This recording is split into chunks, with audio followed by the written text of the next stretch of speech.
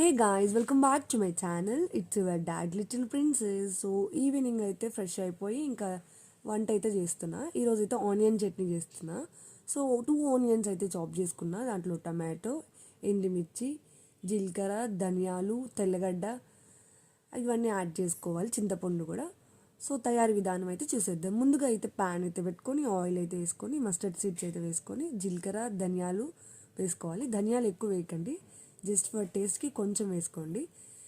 And ఇంకా నేను tomato, తెల్లగడ్డ అవన్నీ అయితే వేసేసుకుంటున్నా, చింతపండు.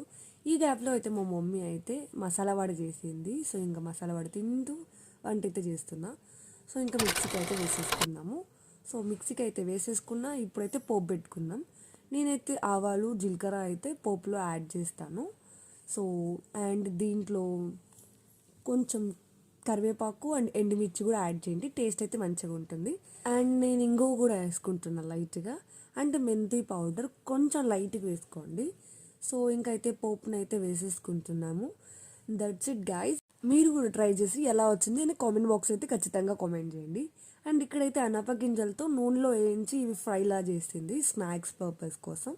అండ్ వేడివేడిగా రైస్ అండ్ వడలు చేసింది అమ్మ. అండ్ పల్లీలు. మమ్మీ అయితే చిక్కుడుగాయలు ఫ్రై చేసి రసం అయితే చేసింది. సో ఈరోజు మా డిన్నర్ అంతే.